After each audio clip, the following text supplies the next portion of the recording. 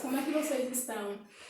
Meu nome é Betânia, eu estou contratada pelo CAA na função de assessora pedagógica para que a gente possa estar desenvolvendo as atividades do Bahia Produtiva. O Bahia Produtiva, ele é um projeto executado pela CAA, que é uma empresa pública, né, que é a Companhia de Desenvolvimento em Ação Regional. E a CAA, ela é ligada à SDR, a Secretaria de Desenvolvimento Rural, na Bahia. Então, esse projeto, de onde foi que ele veio, né? Devido a um acordo firmado, né, junto entre o governo do estado e o Banco Mundial, para estar desenvolvendo essas atividades do Bahia Produtiva. Quem desenvolve essas atividades é o CAA, o Centro de Assessoria do Assuruá. E o CAA, ele está como a entidade que vai prestar esse serviço de assistência técnica e de extensão rural aqui no território de Irecê.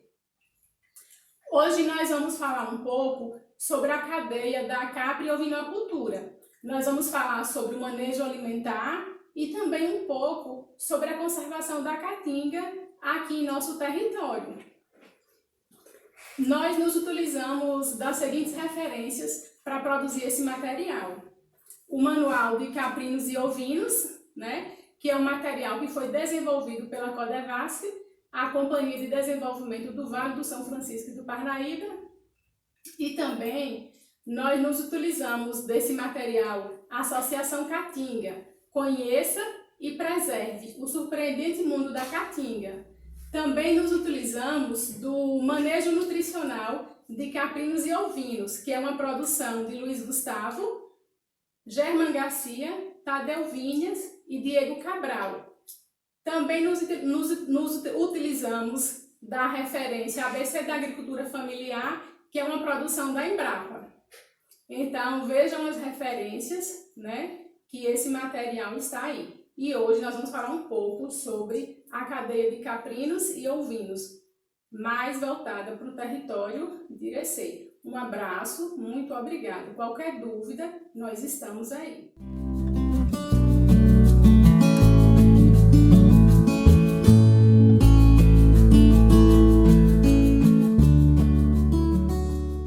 Hoje, nós vamos falar um pouco sobre a cadeia de caprinos e ovinos, né, voltadas para o semiárido. Aqui, tudo que a gente vai falar hoje é voltado para o território de Irecê, certo? Então, aqui, como iniciar uma criação de caprinos e ovinos no semiárido? Nós temos aqui uma das principais raças, né, em ovinos, que é a Santa Inês, e nós temos aqui em caprinos, né, a raça Boé. A criação de caprinos e ovinos tem grande relevância econômica e social para o semiárido brasileiro. É vantajoso criar estes animais, pois são adaptados às condições de clima desta região e, ao mesmo tempo, eles podem ser criados na própria vegetação nativa. Caprinos e ovinos, eles têm assim, uma grande rusticidade. Eles são parecidos, só que entre eles há uma diferença, né? Caprinos, eles são mais rústicos, né, do que os ovinos. Os ovinos, eles são mais dóceis e assim, eles podem se alimentar da própria vegetação nativa. Agora, assim, pessoal, a gente tem que tomar um cuidado, meu povo, porque assim, se você colocar caprinos e ovinos, né, eles podem também devastar a nossa caatinga, o nosso bioma. E a gente está quase que entrando em extinção. Isso é algo que a gente não quer. Ou a gente procura conservar os nossos recursos naturais, ou em breve a gente vai ficar sem eles. E assim também, espécies animais e vegetais, talvez as próximas gerações nem consigam, nem possam estar conhecendo, porque o desmatamento está em alta. né? E a gente tem que utilizar dos nossos recursos da caatinga, só que de forma sustentável, certo? E assim, desta forma, o produtor pode criar caprinos e ovinos para o consumo da família. E o excedente, ele pode comercializar, né, o excedente da sua produção. Essa cadeia, ela é uma excelente cadeia porque esses animais, eles têm mercado certo no semiárido. Caprinos e ovinos, né, eles têm um mercado certo em qualquer ambiente que você for, né? Na grande maioria tem essa diversidade, né, que se oferece nos restaurantes. Então, assim, desta criação de caprinos e ovinos, você pode conseguir os seguintes produtos. Você pode conseguir a pele fina e maleável, muito utilizada na indústria de calçados e têxtil. A carne é muito bem aceita no mercado consumidor por ter uma menor quantidade de colesterol. Pessoas que têm problemas, né, geralmente com gordura, que fazem dieta, preferem a carne de caprinos e ovinos justamente por isso, porque apresentam uma menor quantidade de colesterol. O leite também, ele é muito nutritivo e pode ser consumido por todos os públicos, né? Principalmente por crianças, idosos também, né? Que não podem tomar leite de vaca, aquelas pessoas que têm problemas, né, com intolerância à lactose. O leite de caprinos e ovinos, ele tem um cheiro mais forte. Às vezes as pessoas têm resistência com relação a isso. Ele também é utilizado também na confecção de doces, né? Os caprinos e ovinos, eles podem ser criados juntos na mesma área. Porém, é importante observar que esses animais, eles têm hábitos alimentares e nutricionais diferentes. Você pode deixar eles juntos, só que lembrando que cada animal apresenta sua própria característica. Como a gente falou anteriormente, os ovinos são mais dóceis, né? Os caprinos já têm uma natureza mais rústicas, né? Entre os caprinos, as raças mais indicadas para a produção de carne são a anglo-nubiana, mambrina, boé, e a gente tem também os animais mestiços, né? Que em nossa região a gente encontra muitos criadores que criam os animais mestiços. E esses animais mestiços, eles se adaptam melhor às condições, né, em regiões dos trópicos, né, de clima semiárido, e eles são também mais produtivos, as raças mestiças. E para os ovinos, né, os ovinos de corte, a gente tem o destaque para as raças Morada Nova, Rabo Largo, Santa Inês e animais mestiços, né? Aqui, para ovinos, né, a gente tem Santa Inês, você vê que é um animal robusto, né? Apresenta uma boa conversão em carne. E aqui, para caprinos, a gente tem boé.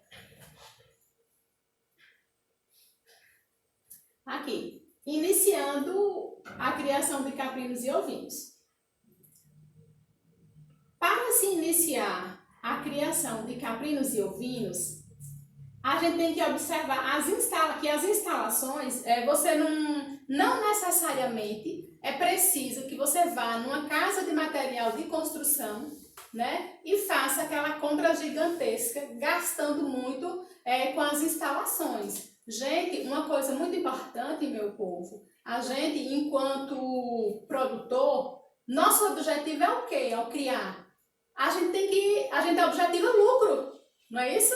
Então, assim, não é necessário que a gente tenha gastos, a gente tem que procurar economizar ao máximo. E isso a gente pode, ao construir as instalações, os apriscos, a gente pode observar na nossa propriedade, o que é que tem, o que é que eu posso estar aproveitando de madeira, né? Para evitar gastos. Então, assim, quando a gente for iniciar a nossa criação, a gente tem que procurar fazer também a economia, né?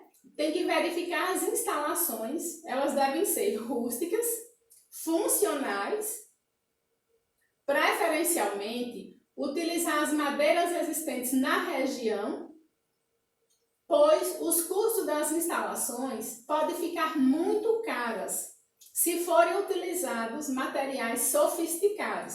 Não precisa você ter esse gasto exagerado com instalação. Você pode estar se utilizando, veja o que é que você tem, recicle, né? Para que a gente possa estar evitando gastos, porque nosso objetivo é obter lucro, gente. A gente trabalha para isso e para a gente melhorar a nossa condição de vida. Então, assim, ao mesmo tempo, as instalações devem oferecer também, né, proteção. Tem que proteger do sol e da chuva. Tem que oferecer esse abrigo e o conforto para os nossos animais, né? Você pode ter, né, um aprisco rústico, simples e que seja funcional. Aqui, a gente está vendo aqui, né, uma instalação de um aprisco. Aqui, provavelmente, ele não comprou quase nada, né? Ele utilizou de materiais daqui da nossa região. Na própria propriedade dele, ele encontrou esses materiais. Questão de economia, né? Algumas medidas devem ser consideradas quando se pensar em construir as instalações para os animais, sendo que na área coberta, né, vamos ver aqui qual é a metragem recomendada. A área coberta, ela deve ter 1 metro quadrado por animal adulto, 80 centímetros quadrados para o animal jovem. Você não pode fazer uma instalação de tal forma que quando você for aplicar uma vacina, não tem nem condição de você fazer esse procedimento ali. Então, você tem que oferecer também essa proporção, né, indicada ao construir essa instalação. A área descoberta, ela deve ter 2 metros quadrados por animal em todas as faixas de idade, pois nesse espaço o animal pode se locomover e ser manejado adequadamente, né? Porque se você deixa um espaço muito pequeno, quando você for ali manusear, aplicar alguma vacina, você pode estar se prejudicando, né? E também machucando o animal. Ao se pensar na criação de caprinos e ovinos, a primeira coisa a ser pensada é a reserva estratégica, né? Onde o produtor pode providenciar em forma de feno ou de silo, alimento para os animais, onde as orientações para tal finalidade podem ser buscadas através do serviço da assistência técnica e da extensão rural. Quando a gente pensar em criar, a gente tem que ter uma reserva alimentar, porque alimento é muito importante, né? Então a gente tem que pensar, ao criar, pensar em ter terra, água também é fundamental e sementes. Eu planejei, né, a minha alimentação para os meus animais. Isso é de fundamental importância. Pronto, eu estou com a minha reserva alimentar ali na minha propriedade. No período chuvoso, eu posso estar fazendo essa reserva alimentar na forma de silo e de feno também. É uma das opções que a gente pode estar fazendo para armazenar alimento. Uma coisa também, pessoal, muito importante, meu povo, é a assistência técnica e a extensão rural, que alguém vai te orientar para que você evite prejuízos, para que você tenha uma melhor condição de estar desenvolvendo a sua propriedade. E é muito importante essa assistência técnica, né? Então, assim, aqui no nosso território, né, a gente encontra algumas forrageiras, né, que já foram testadas e, por isso, elas podem ser utilizadas. A gente pode ter aí a palma, muito conhecida, né? A gente tem a palma, a gente tem a algaroba, a gente tem a leucena, muito utilizada, só tem que tomar um pouquinho de cuidado, né?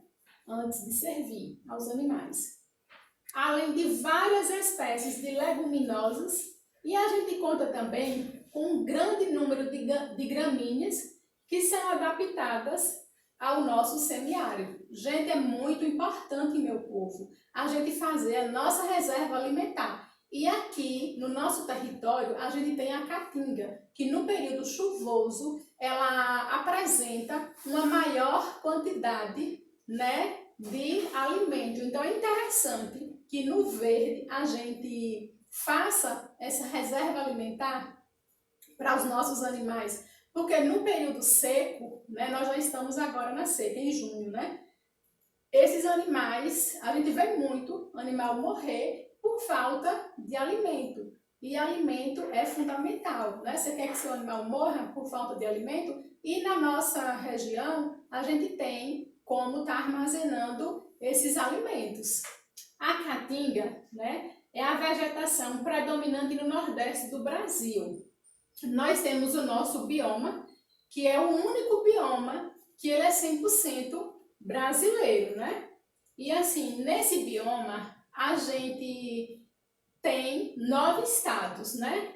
Que são eles: Alagoas, Bahia, Ceará, Maranhão, Paraíba, Pernambuco, Piauí, Rio Grande do Norte e Sergipe, certo?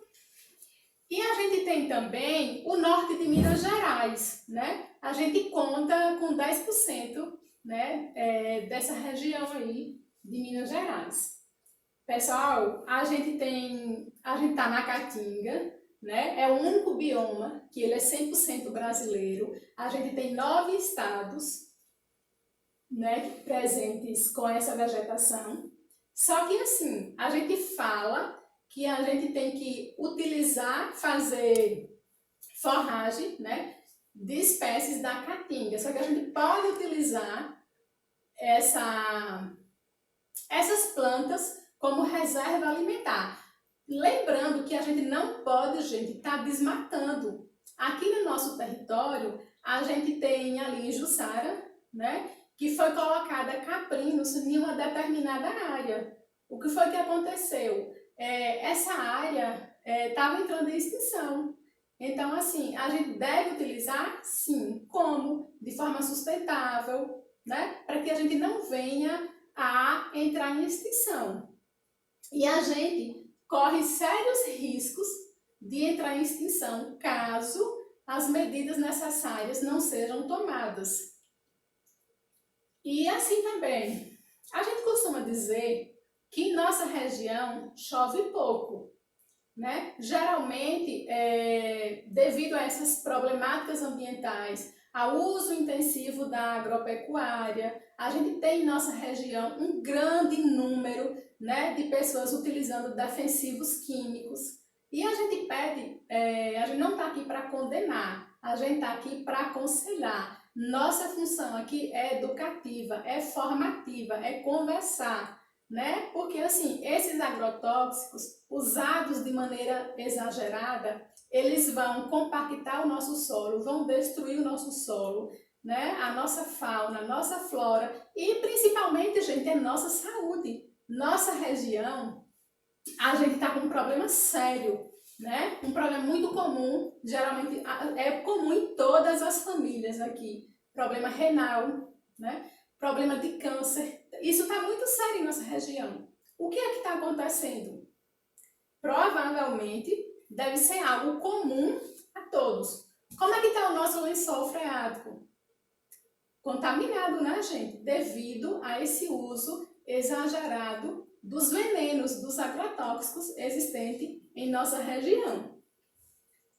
Então, assim, nossas chuvas, elas são irregulares, elas não têm uma frequência devido, provavelmente, né, a esses problemas ambientais. E o que é que tem que a gente deve fazer? Chove pouco, chove.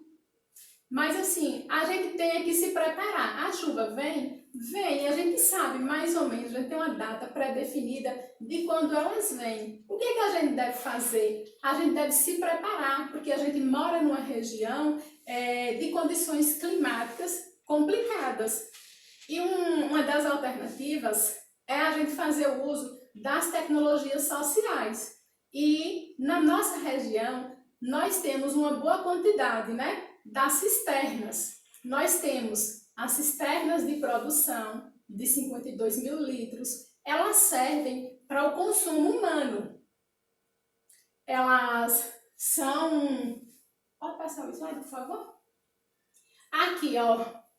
A gente tem aqui a cisterna de produção, né, que ela é utilizada através da caída d'água. E ela serve para, geralmente, ela é armazenada água para beber e para cozinhar. A gente tem a cisterna calçadão. Ela tem, esse calçadão aqui, ele tem em média 220 metros quadrados, né? Essa água, ela é utilizada para você plantar fruteiras ao longo da casa, para você ir molhando, né, com essa água dessa cisterna. Ela também pode ser utilizada para o consumo. E esse calçadão, você pode estar utilizando ele, por exemplo, para você secar a sua mamona, para você utilizar, deixar as folhagens para o feno, para secar aqui. Então, assim, ela tem uma grande utilidade. Nós temos aqui também a cisterna de enxurrada, né, que ela é utilizada para dessedentação animal.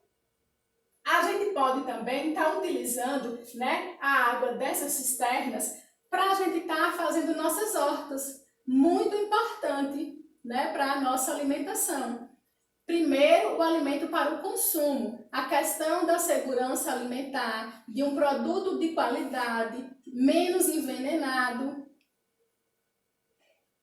Outra coisa também que a gente deve fazer, gente, em nossa região tem muitas frutas. Por exemplo, no tempo da manga. O que é que a gente faz com nossas mangas, né? Quem é que armazena manga durante o ano? Umbu é outra fruta que tem muito em nossa região. O que é que a gente está fazendo? A gente está armazenando, a gente está fazendo polpa, está fazendo doce, está fazendo suco, ou a gente só utiliza ali só na época. Então é interessante que a gente pense também na nossa qualidade de vida, né? Se alimentando, dando para a nossa família um alimento saudável, né? Porque o nosso grande objetivo é a segurança alimentar e nutricional. Primeiro, o nosso consumo e da nossa família. O excedente a gente leva para a venda, né? Para comercialização. Então, assim, no nosso sertão, na nossa região, no território, a gente tem plantas da caatinga que são usadas na alimentação dos animais e até na alimentação humana. Por exemplo, a palma, ela é utilizada na alimentação dos animais e na alimentação humana. A gente faz o cortado de palma, tem o suco de palma, tem o picolé de palma, tem a pimenta da fruta de palma. Então, assim, são alimentos que a gente pode estar beneficiando, né, esses alimentos para o nosso consumo. E quando criados no sistema extensivo, esses animais, né, em grandes áreas de terra, e a gente tem também o sistema semi-intensivo, que é uma área menor. Então, quase todas as espécies de árvores nativas da Caatinga são consumidas por caprinos e ovinos. Então, em nossa região, a gente tem, né, muitas árvores, muitas plantas. A grande maioria delas são utilizadas na alimentação dos nossos ruminantes. E dentre elas, né, a gente conta com as árvores de pequeno porte, que são os arbustos, e aquelas árvores também de grande porte. Qual é a principal característica delas, né? Dos arbustos? No período seco, elas perdem suas folhas, né?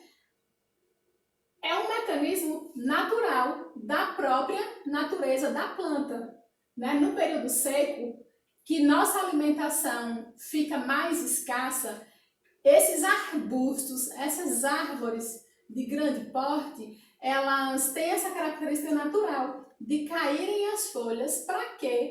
Para que os nossos animais se alimentem. Então, assim, a gente tem que aproveitar, né, essa reserva do nosso território, as plantas da Caatinga que a gente tem em abundância. Pessoal, a gente vai começar daqui a pouco falando sobre caprinos e ovinos, mas antes, no vídeo anterior, eu cometi um equívoco e eu peço desculpas a vocês no momento em que a gente estava falando sobre as nossas cisternas, né?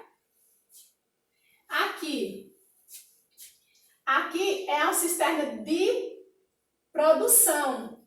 Me perdoe, eu falei que era consumo. Ela é a cisterna de consumo, gente. Ela é a cisterna de consumo e eu falei que era de produção. Perdão. Essa é uma cisterna de consumo. Você armazena a água das chuvas, né? Utiliza ela para quê? Para beber água e para cozinhar. Nós temos, né, a cisterna calçadão. Esse calçadão ele tem em média 220 metros quadrados, armazena a água da chuva. Para quê? Para a gente estar plantando fruteiras ao longo da casa para melhorar a nossa alimentação. O principal objetivo é segurança alimentar e nutricional das nossas famílias.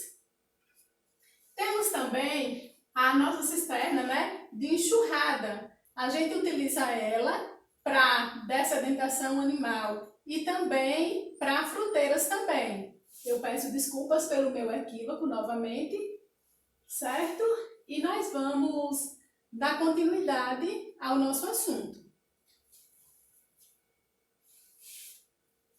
Nós vamos falar um pouco sobre os alimentos para caprinos e ovinos. Nós vamos falar um pouco sobre os alimentos volumosos. O que são os alimentos volumosos? Eles são alimentos que eles são baseados em um alto teor de fibras, né? Os nutricionistas é quem vão fazer esse fracionamento dessas rações. Geralmente, o que os nutricionistas recomendam?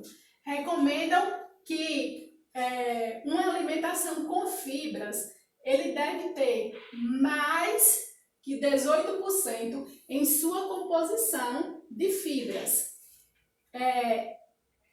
Os volumosos, eles têm um baixo teor energético. Então, assim, para o organismo do animal, os alimentos volumosos, né, eles são fontes de cálcio e também de microminerais, né, existentes nessa alimentação. Temos as denominadas forragens verdes, né? Nós temos o pasto, como o capim-elefante, nós temos as leguminosas e além de outras fontes de alimentos volumosos. E esses alimentos volumosos, né, essas forragens, elas podem ser conservadas na forma de feno, que a gente vai aprender mais na frente, né, como é que a gente produz esse feno, e também através da silagem. Os volumosos, eles são muito importantes né, na dieta dos ruminantes. Então, assim, gente, a gente já falou, né, que a produção de alimento é muito importante no desenvolvimento do nosso criatório. Então, a alimentação é um dos fatores mais importantes em um sistema de produção, pois é através dela, da alimentação, que os animais ingerem os nutrientes necessários para expressarem seus potenciais produtivos. Então, assim, a alimentação é um fator de extrema importância. Alimento com qualidade e com quantidade suficiente. Quando a gente for fornecer o alimento, tem que observar como é que está a consistência desse alimento, se ele não está estragado, porque para um animal, eu não posso dar um alimento estragado para o meu animal. A mesma coisa assim é com o humano. Como é que eu vou comer um alimento estragado, né? Eu tenho que procurar evitar perdas, fornecendo uma alimentação em quantidade suficiente e em qualidade também. Quanto mais alimento eu dou ao meu animal, mais ele vai se desenvolver de forma saudável. Um alimento bom de qualidade ajuda no bom desenvolvimento desse animal, para que evite perdas. Então, assim, a gente tem os volumosos, né, para o corte de verão. Então, esses alimentos para o corte de verão, esses volumosos, eles devem ser plantados próximo às instalações dos animais a serem alimentados, devendo ser adequadamente adubados para conseguir elevada produção por área. Próximo ao meu aprisco, o que é que eu vou fazer? Eu vou plantar o alimento dos meus animais. Para eu plantar, lá quando a gente estava falando ainda na cadeia da cenoura, que Marcos frisou bem, uma das coisas altamente importantes que a gente deve fazer ao plantar é fazer análise de solo. Para quê? Para você perceber se ali naquele solo não falta algum nutriente. Então, eu tenho que fazer o quê? Fazer a plantação, né? Próximo às áreas, próximo ao aprisco. E essa alimentação tem que ser uma alimentação de qualidade.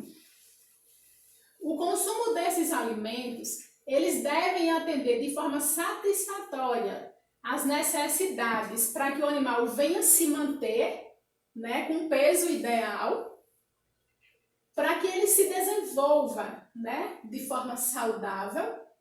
No período da gestação, a gente sabe que a alimentação ela tem que ser diferenciada, ela tem que ser mais completa. E no momento de produção também. Então, assim, para que é que eu quero? Eu estou criando para quê? Ovinos. Eu crio para leite, eu vou dar uma determinada alimentação. Eu vou criar para o corte, então vai ser um outro tipo de alimentação. Eu estou criando borregos, outro tipo de alimentação. Então, assim, meu povo, quando a gente for criar a alimentação, depende do que é que eu quero, qual é o meu objetivo com isso. Eu quero criar para corte, para produção de leite, né? Para reprodução. Os nossos reprodutores, como deve ser a alimentação?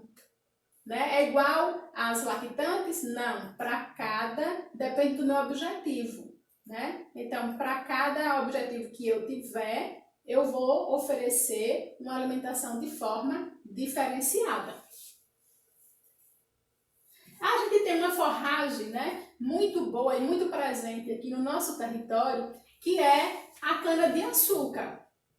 Ela é uma forrageira, né? Ela se conserva de forma in natura, você pode oferecer ela de forma natural, pois seu maior valor energético é no período da seca, quando deve ser utilizada. Então, assim, ela produz muito bem no nosso território. A gente tem também o capim-elefante, o capim-naipe também. Ele é excelente, ele apresenta um excelente valor nutritivo quando colhido entre 35 e 40 dias, na faixa de 1 metro, 1,70 m, ele possui, o capim-elefante, entre 8 e 12% de proteína bruta, né? E 55 e 60% de nutrientes digestíveis, e ele tem também um bom teor de cálcio e de fósforo também. Ele produz entre 120 e 300 toneladas de matéria verde por ano, né? De matéria verde de hectare ao ano. Mas isso também é em boas condições, é num terreno bem adubado, entendeu? Irrigado, produz muito, mas porque tem também boas condições. Você também, ao plantar, não é só plantar, Deus que toma de conta, não. Tem que fazer da sua parte, tem que adubar de forma correta, né? Tem que oferecer água suficiente para que ele venha se desenvolver, certo? Então, assim, a gente tem também, né? Aqui é o quê?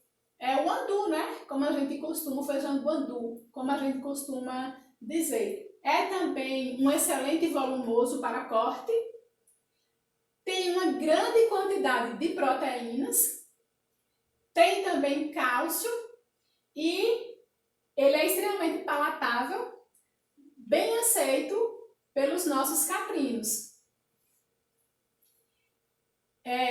Você utilizando o feijão do andu, né, como é um volumoso, ele diminui a necessidade de suplementação de proteína com concentrado. Então ele é bem aceito, né, pelos nossos caprinos, produz bem também aqui em nossa região e também é recomendável, né? A gente tem aqui a leucena, né? A leucena, ela é uma planta que ela é rica em proteína, ela é muito apreciada pelos animais, né? Com algumas restrições, que daqui a pouco a gente vai ver. A parte aérea da leucena, ela pode ser fornecida aos animais na forma de feno, triturada verde, para ser consumida no coxo ou para melhorar a qualidade do silo também. Você pode oferecer ela preferencialmente, né, como silo, você pode oferecer ela como feno também. Só que assim, ela é muito boa, ela é muito rica, mas você deve tomar alguns cuidados. A leucena, ela pode ser usada também em pastejo direto.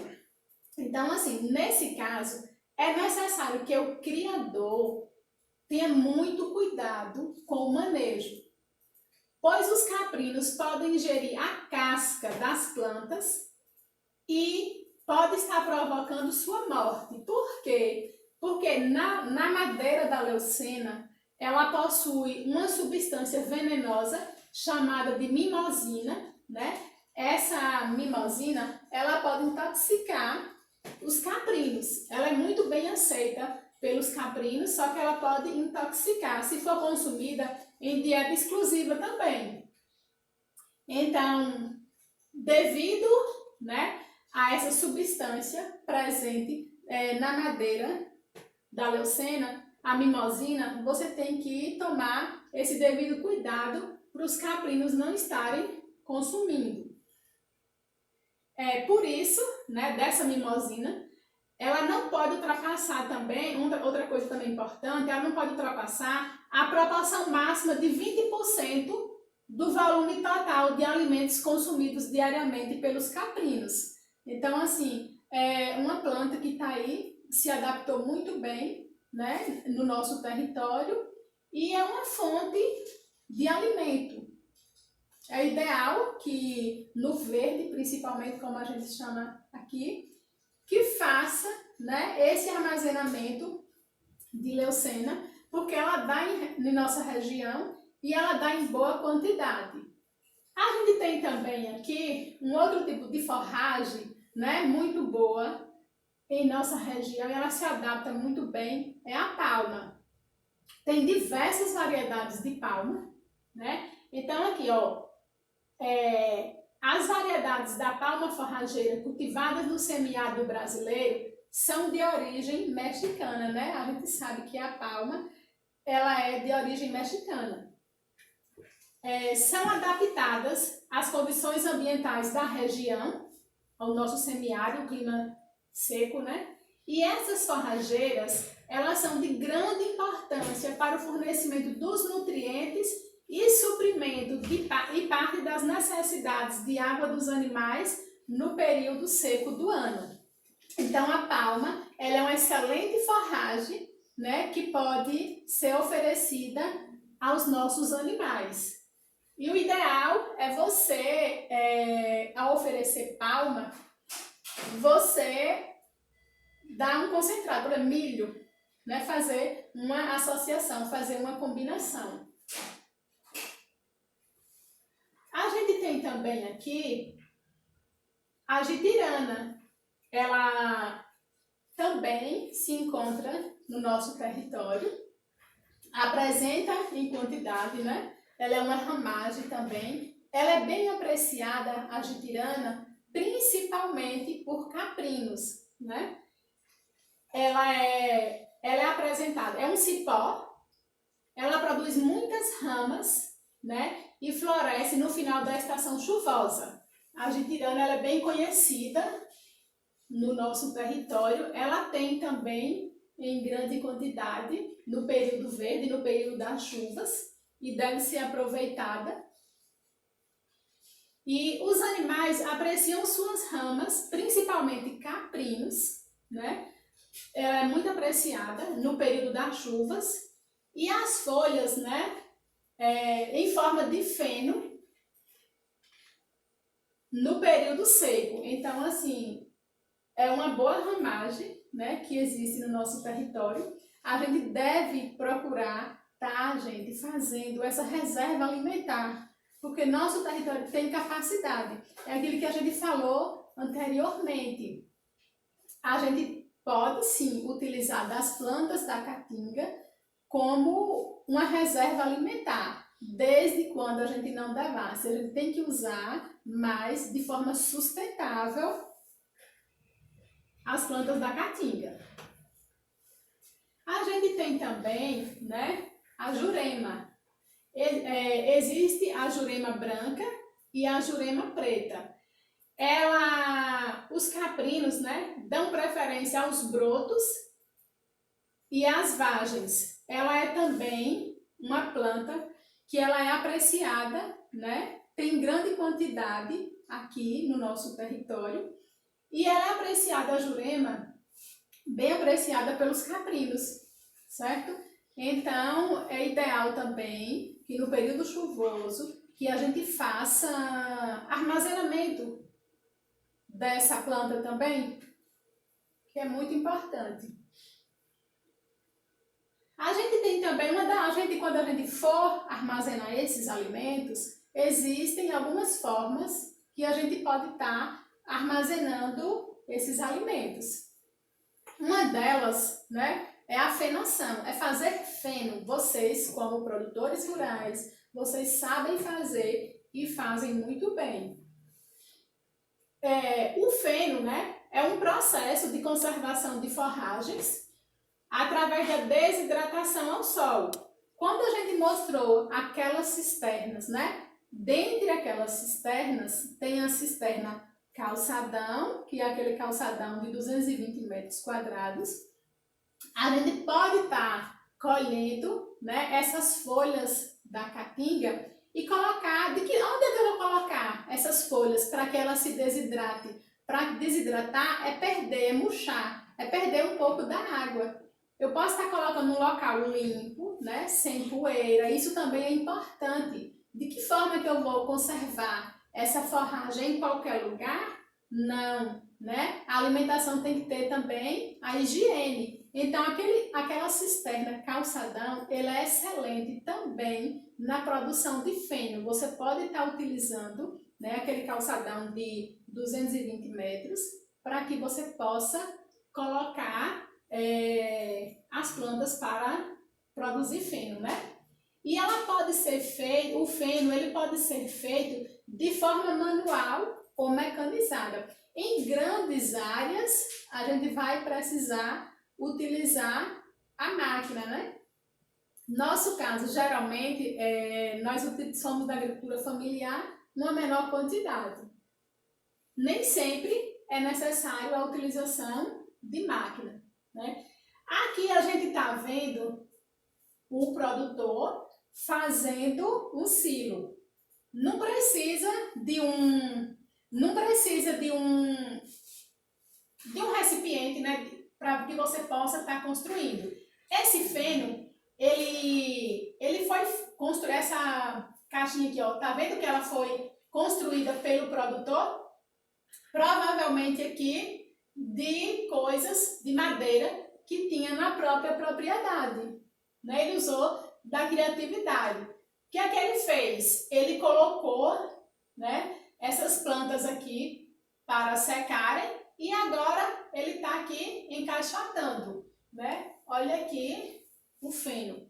Então, ele pode ser guardado durante alguns meses, até anos, né? Visando uma reserva alimentar de boa qualidade, né? Podendo ser oferecida a todas as categorias animais. Um feno de boa qualidade, ele tem que estar macio ao tato, né?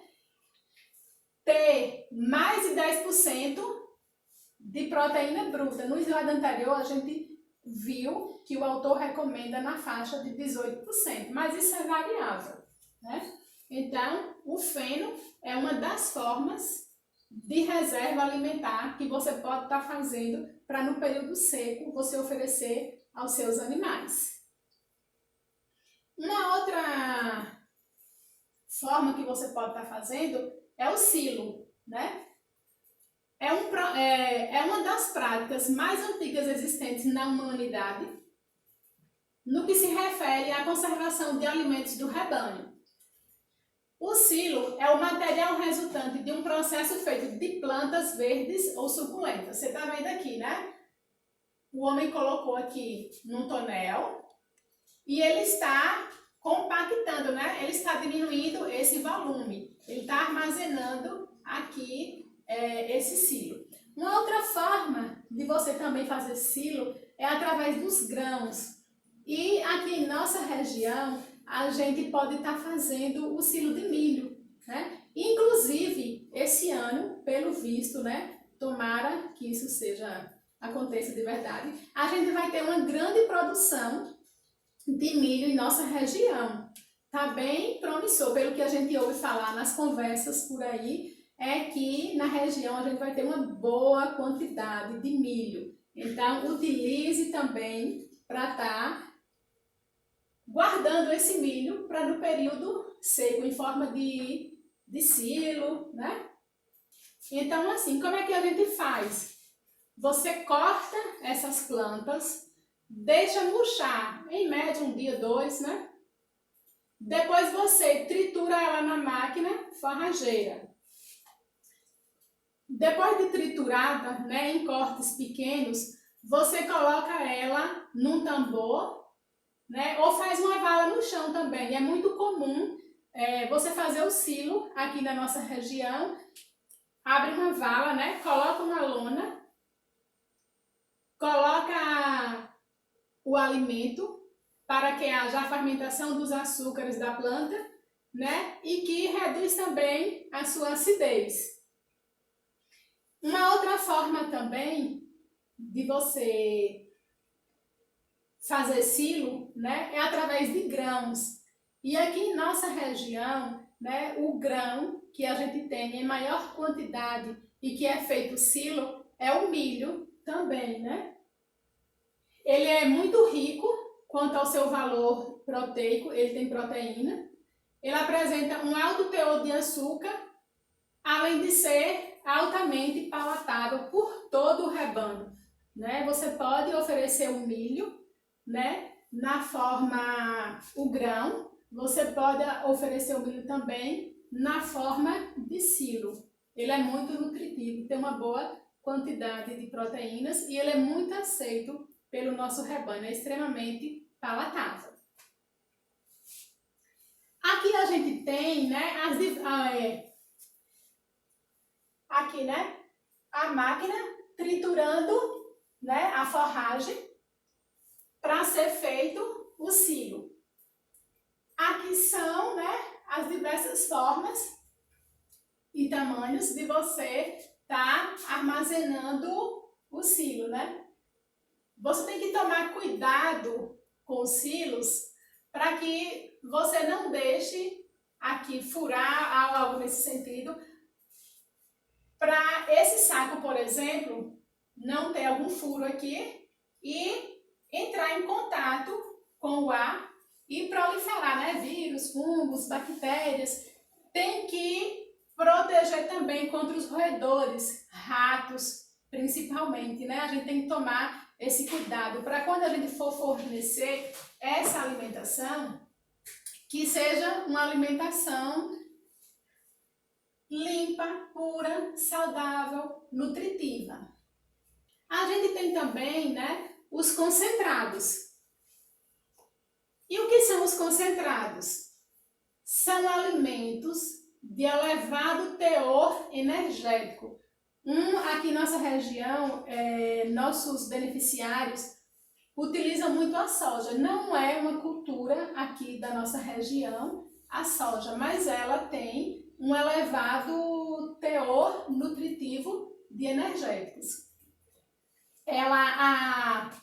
Os concentrados, eles são complementos das dietas dos volumosos. Quem são os volumosos? São as gramíneas, né?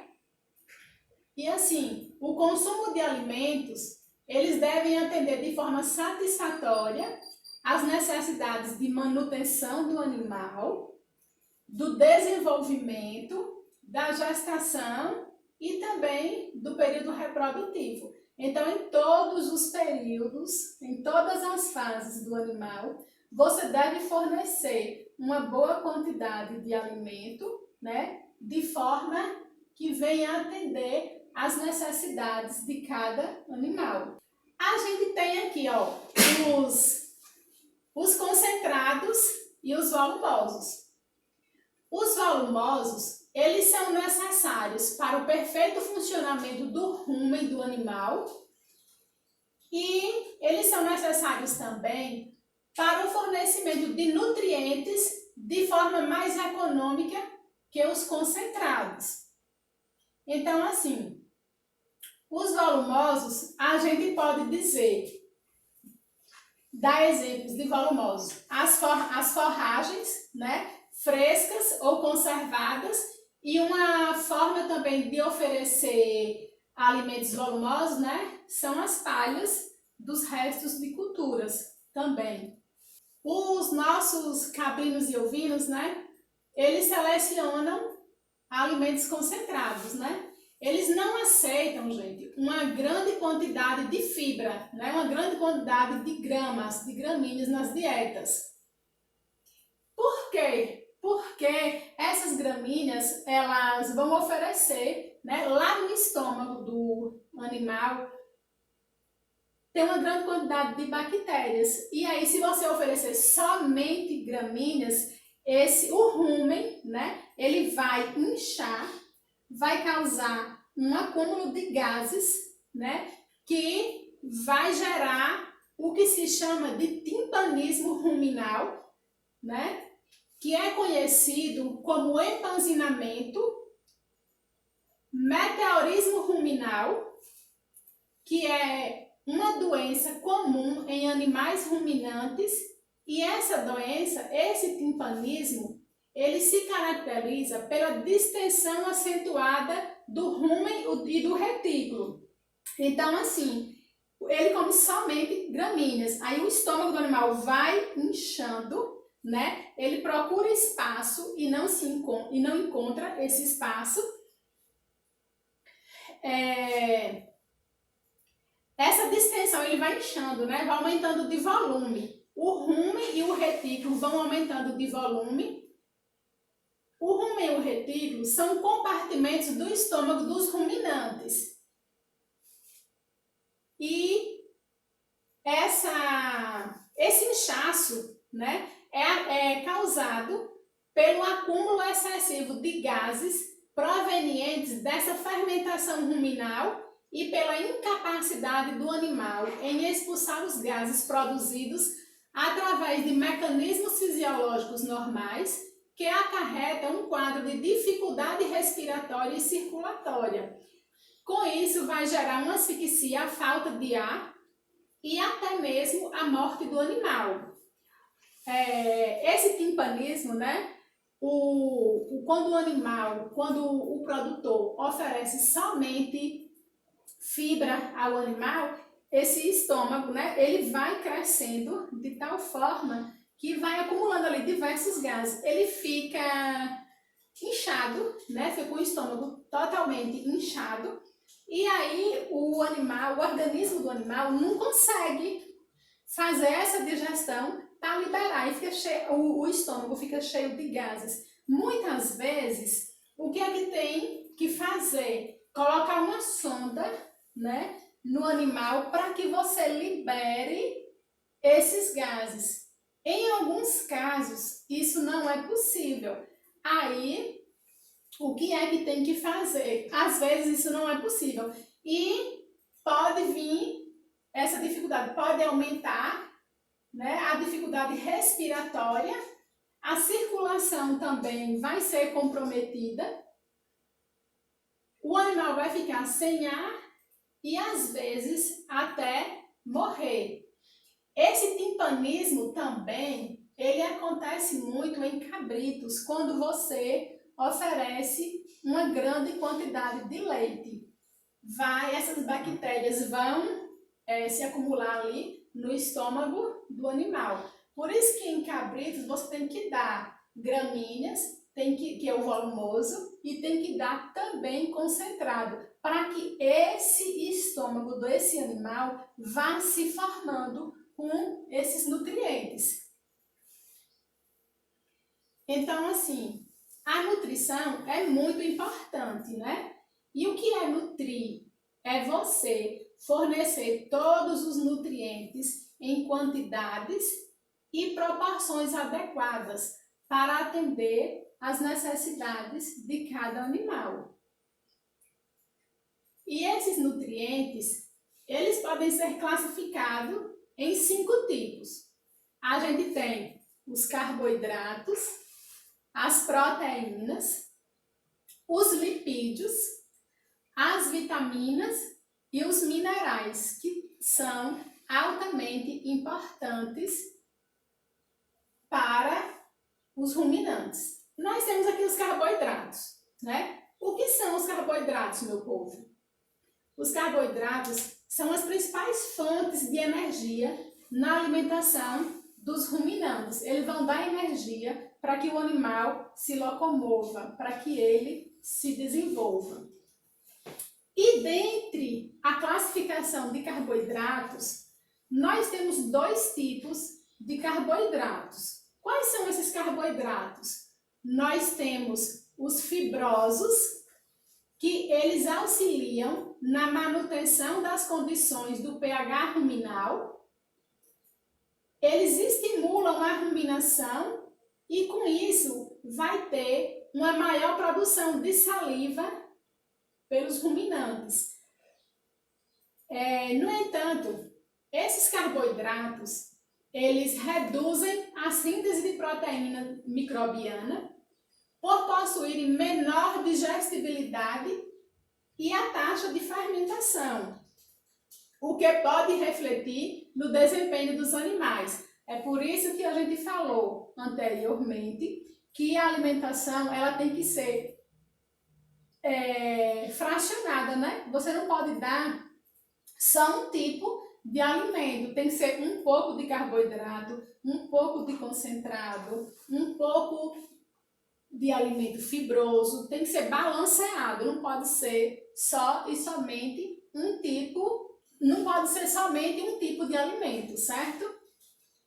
Então aqui, você tem também os carboidratos fibrosos, né? Eles são adquiridos com a inclusão do volume da ração e a gente tem como alimento fibroso as gramíneas e também as palhadas, né?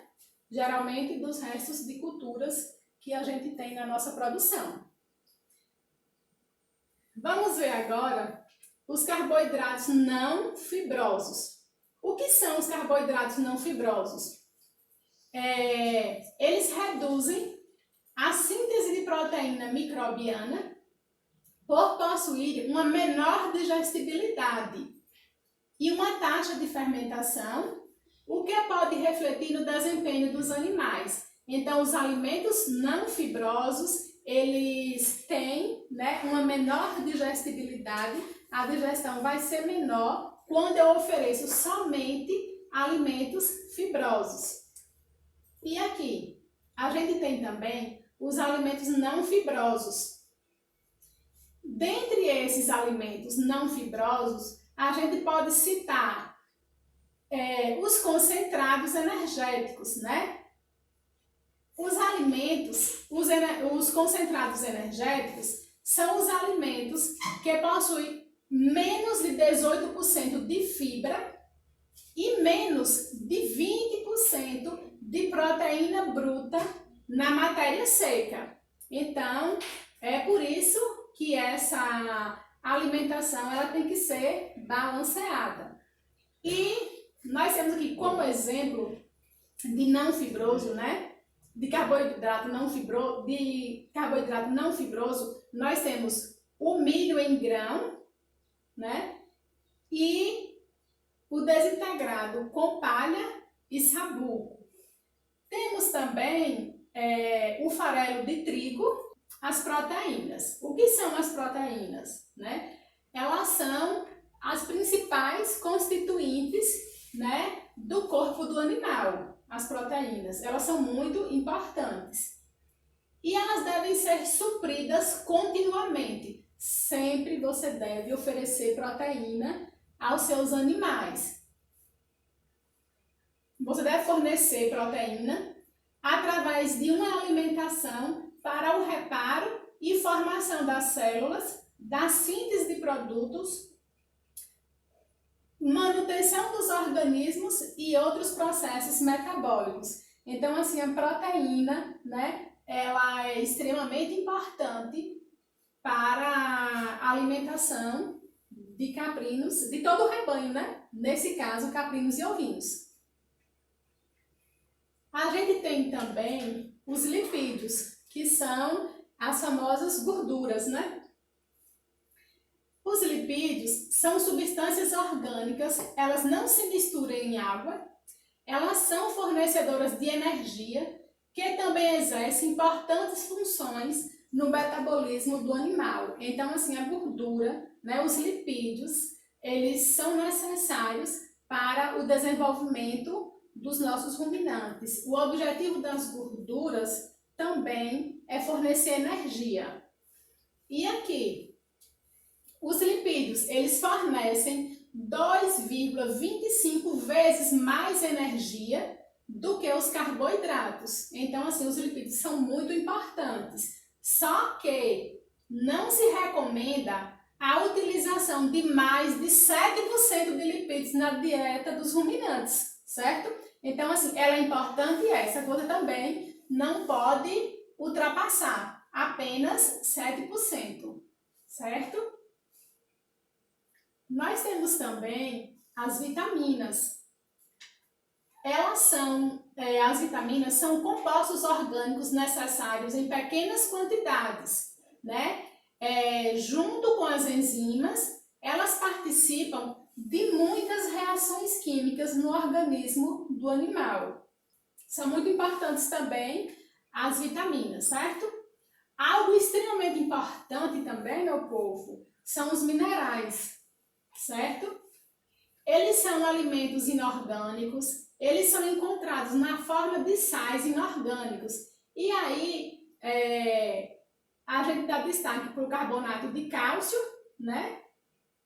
Ou ligados a compostos orgânicos. Então, assim, os minerais, eles são classificados em macrominerais e microminerais. Aqui é uma receita, não era nem para estar nesse slide, perdão. Antes é para acelerar o processo reprodutivo.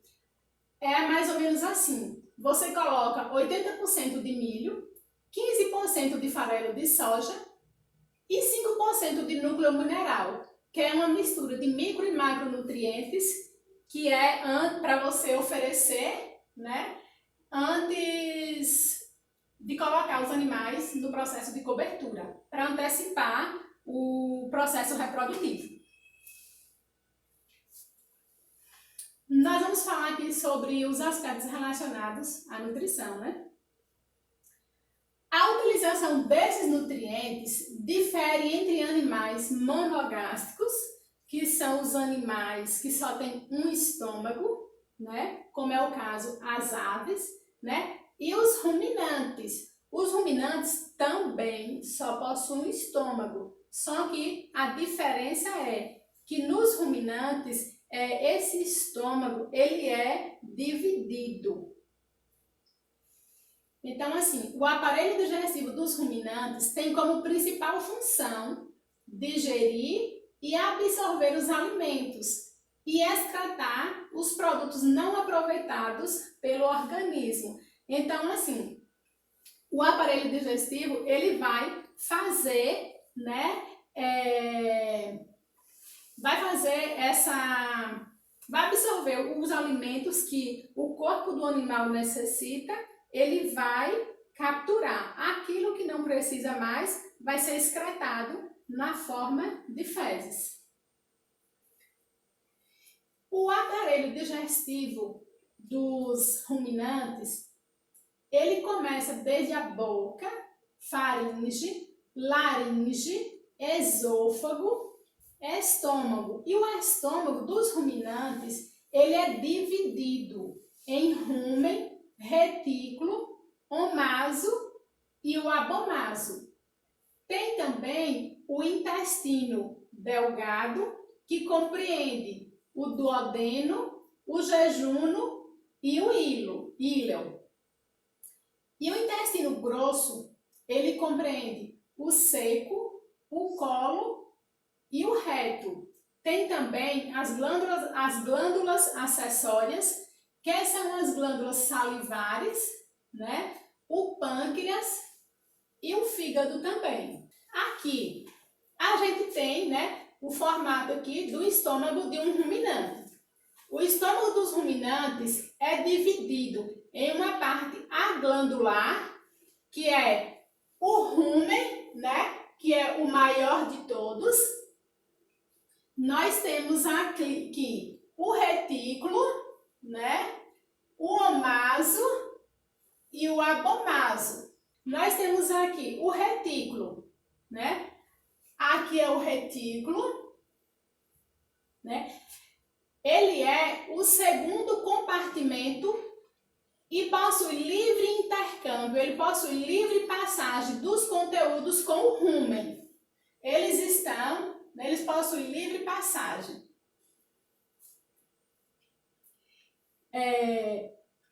O retículo, ele está situado abaixo da entrada do esôfago e ele separa do rumen dorsalmente pela cárdia e do saco ventral, pela prega do retículo ruminal. O deslocamento desta prega possui uma importante função no deslocamento e na seleção das partículas da digesta antes de deixar o rumen.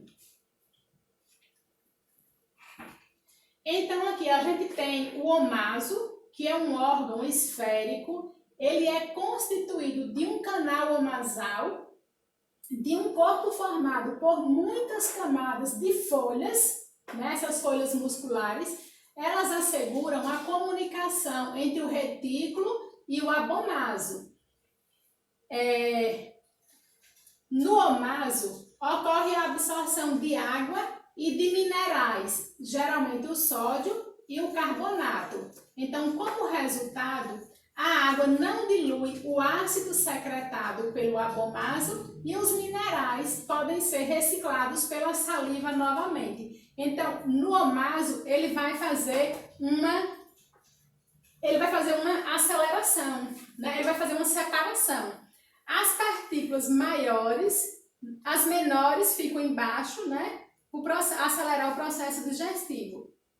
As partículas maiores, elas voltam novamente à boca do animal para que volta novamente a ruminar, a mastigar novamente esse alimento, para que quando o alimento chegar aqui no omaso, tenha passagem livre. Nós temos o abomaso, né?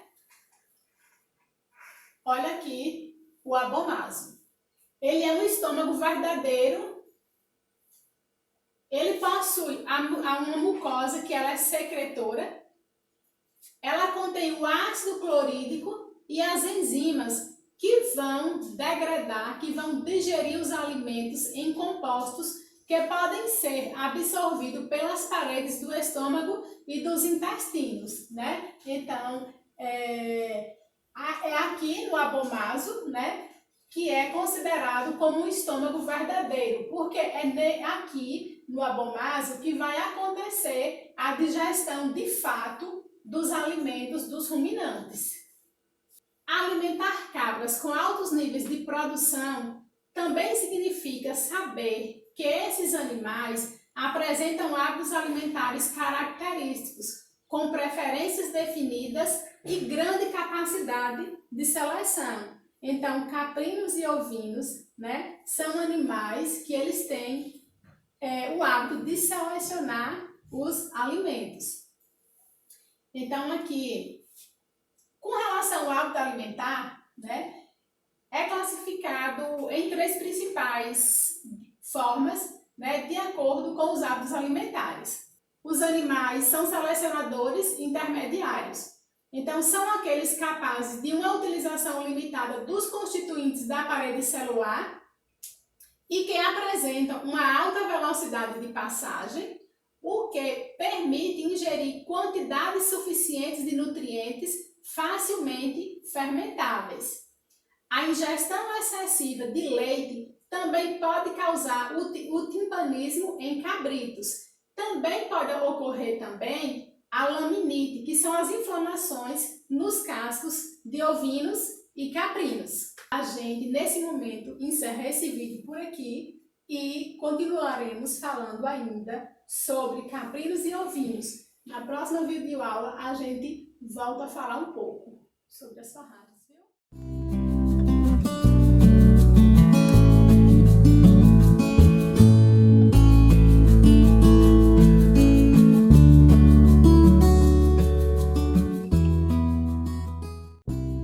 Até a Distância é uma adaptação das atividades de assistência técnica e extensão rural do Bahia Produtiva, projeto do Governo do Estado da Bahia, por meio da Secretaria de Desenvolvimento Rural do Estado da Bahia, executado pela CAR, Companhia de Desenvolvimento e Ação Regional, com recursos provenientes de acordo de empréstimo com o Banco Mundial. Essa modalidade visa dar continuação às atividades de capacitação e apoio para produtores, associações, cooperativas, empreendimentos produtivos e agentes comunitários rurais.